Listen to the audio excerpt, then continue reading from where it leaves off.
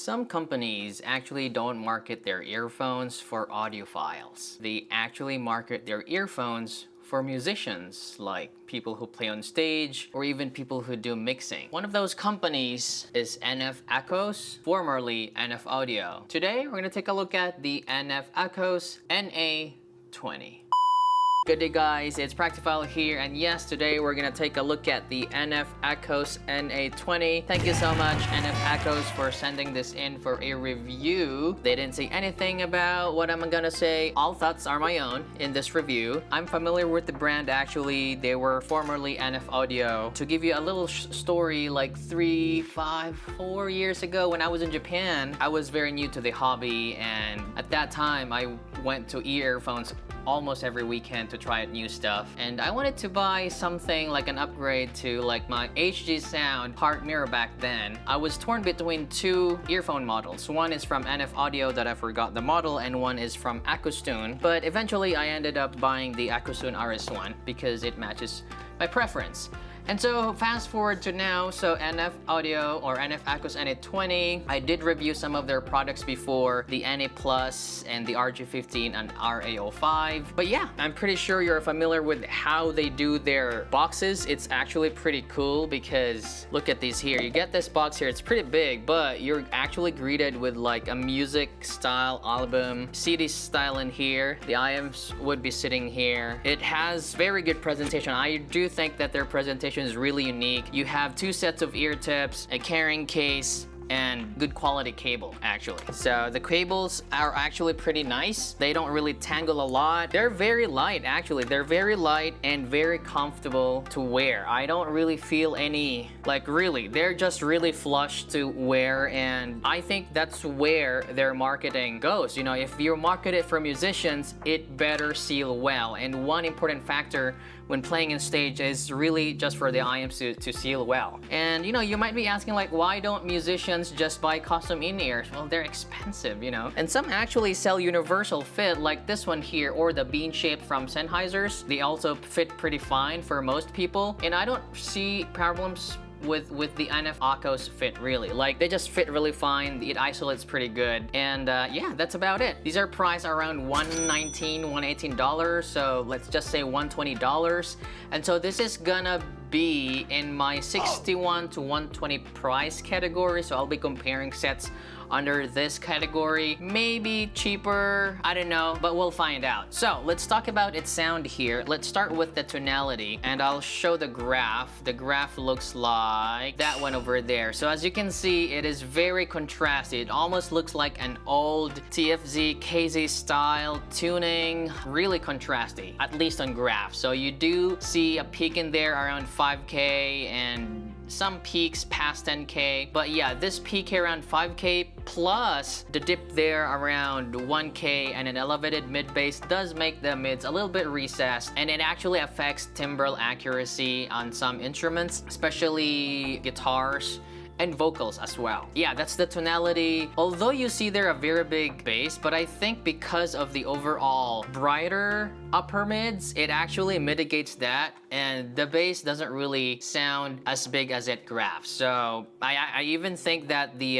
NA Plus has a more pronounced bass. I'm gonna talk about that later. So talking about the bass here, again, yeah, the bass, it has actually good decay. It's actually really quick. It sounds lesser than it's graphed. It's not that textured in my opinion. It could use a little bit of tightness in there, but yeah, again, it's fast. You see there an elevated mid bass, right? But I don't really hear a lot of slam in the mid bass, and I think it's really because of that elevated upper mids in there. It does resolve like double pedals really well. I don't see any problems with that, but for me, the overall bass is just okay. Moving on to the mids, well, I don't really like the mids on this because, you know, I'm a vocal person. Again, there is some timbral inaccuracies there in the vocals, some of the instruments as well. You might find the guitars a little bit too bright and screechy, But hey, this is, again, these are marketed for musicians, right? And you would understand that if you're on stage, a lot of these, say for example, this kind of tuning is actually compensated, or they're actually compensating for the frequencies that will be drowned out when you're on stage, if that makes sense. So for example, let's say for example, I'm gonna like listen to like a very low ear gain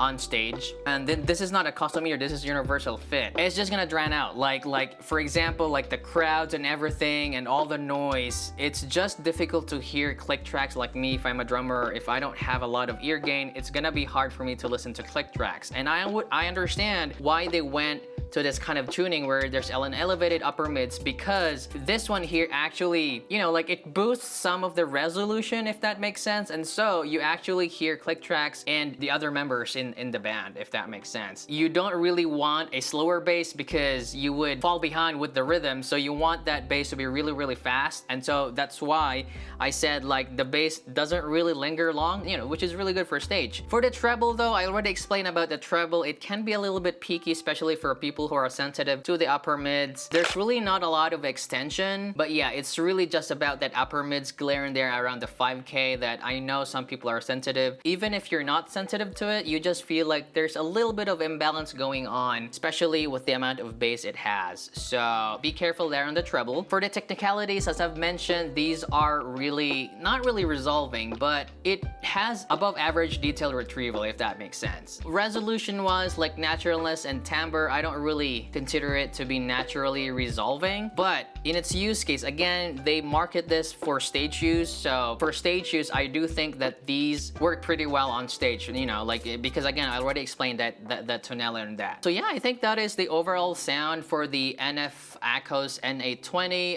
Again, as I've explained, this is not really for audiophiles. I guess that is not tuned for audiophiles. I think this would be proper to be used in stage, especially, you know, if you're a stage musician. So yeah, I'm just gonna go to the comparisons here. I do have a few, and I'll start with the previous model that they have. Actually, it's the cheaper one. It's the RG15. I think this is the Assassin's Creed version. It's cheaper, but look at that. It feels like it's patterned from that kind of tuning. I do find that the RG15 sounds a little more natural. As you can see there, around the 400 to 1K, it's a little bit fuller in the mids. You also don't get a lot of treble energy, so that's why the bass on the RG15 is much fuller, and it's just more musical. So if you're into music, probably you're better off with the RG15. If you want more technical sounding, or you know, you want to use this for stage use, then maybe you can consider the NA20. Another one here would be, of course, the NA2 Plus. This is a more expensive model from them. I think it's $170. It's made of metal, but let me just show you the graph here. There, look at that. You see there, I think I talked about the bass a while ago, that the bass on the NA20 doesn't really look like it's too much. And I actually think, I don't know, call me crazy, I actually think that the bass on the NA2 Plus, maybe it's equal. I think it's equal, or it's tighter in my opinion. I don't know what's going on in here. I maybe have like my ears might be screwed, but hey, I do think that I like the bass better on the NA2 Plus. Well, it gives off that brighter tonality, but I know what's going on. I just feel like the bass on the NA2 Plus is much better, maybe because of its, you know, like linear approach. The NA20 is not bad. It's just that maybe it could benefit with a little bit of balance or something. But yeah, I mean, like if you're, this is the NA20 is also cheaper, like $50 cheaper. So for the NA2 Plus though, I also don't think that you can use that in stage. I mean, yes, the bass is tighter, but I just feel like if you're in that loud environment, I'm pretty sure that the bass will get drowned out. So I think it's safer to buy the NA20 instead. If you know, you look at bassist or you look at drummer, I think it's safer to buy the NA20. Next one would be the Acous RS1 right there. I know the Acous is pretty, you know, like it graphs really weird. This is the stock though, and I actually have the modded one because I put 500 filters on the Acous one just to make it more musical. Yeah, I think they're in the around the same price range. Maybe Acous RS1 is much cheaper now. I still prefer the Acous RS1 actually. It has a more natural timbre for me. The NF Audio NA20, although it's a little bit more technical, it resolves details pretty pretty fine. But yeah, I just think that I can listen longer with the Acous RS1 compared to the NF Audio NA20. So maybe I prefer more like natural sounding or organic sounding than a more technical set, but maybe it's different for you. But for stage use, it's gonna be really either or. It just boils down to your preferred tonality. I do think that both sets are capable for stage use. So yeah, I guess that is it for my review on the NF Acous NA20. It's single DD around $120. So again, these are not really, I know they're not marketed for audiophiles, but yeah, if you get the chance to audition them, please do. Do I suggest buying them? If you get the chance to audition them, please do. And NF Acous NA20, yeah, I'll wait for the time when they can beat my beloved Acous RS1. Thank you so much for watching, guys. If you like my content, consider liking, subscribe to my video, and have a nice day there. Bye.